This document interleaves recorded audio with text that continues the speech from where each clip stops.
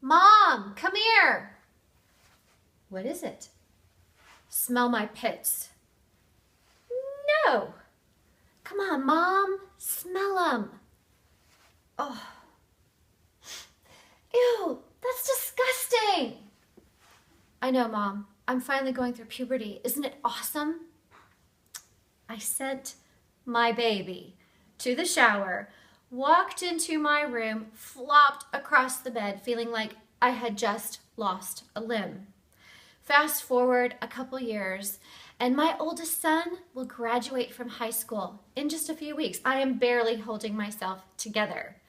The day he told me he wanted to go to college in Mississippi, I told myself, stay calm, don't overreact. Mississippi's not that far away from Texas. It's just around the Gulf Coast. Then the geography hit me, and I realized the widest part of Louisiana would lie between us. I felt Southern Mississippi University ripping off another limb. Now, I realize this losing a part of me feeling is not going away anytime soon. But God help me, I only have 4 limbs. It's not like I'm a tree with hundreds of branches to spare.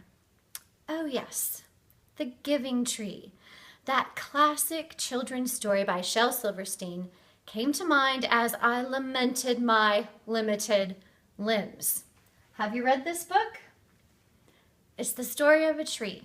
The tree loves a boy. She gives everything she has, everything she is, to the boy. When I was a child, I adored this book. I read it over and over again. As a mom, I don't find it quite as enchanting.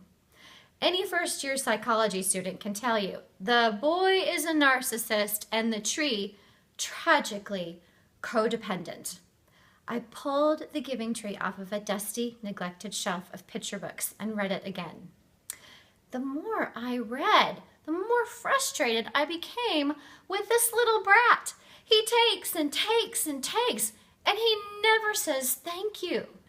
But as irritated as I am with the boy, I am equally annoyed by the tree. She gave away her apples, and she was happy. She gave away her branches, and she was happy. She gave away her trunk, and she was happy.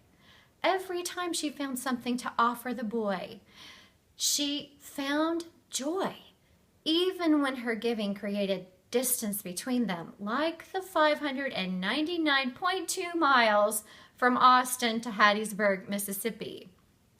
How does she do that? Losing limbs and finding joy. I don't see it. Okay, I didn't see it until I realized there is a Texas live oak size difference in our perspective. I am wilting, waiting for someone to wrap a tourniquet around the bloody stumps of my lost limbs. I'm focused on losing. The tree is focused on giving, and there's a big difference. Now, I still think this is a dangerous book, and I'm not sure we should be reading it to children. But here's what I see. Losing is me holding on tight while change rips away at me. Giving is opening my hand to change and bravely letting go.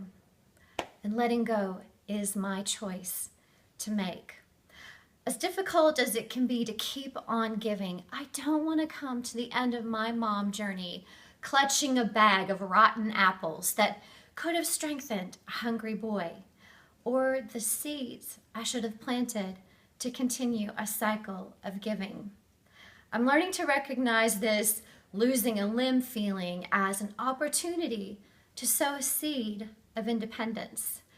And so I will smell stinky pits.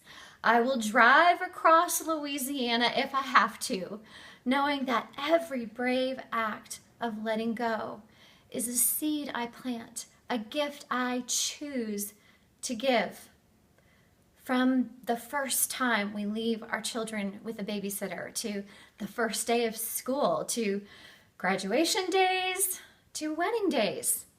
This letting go part of motherhood really stings.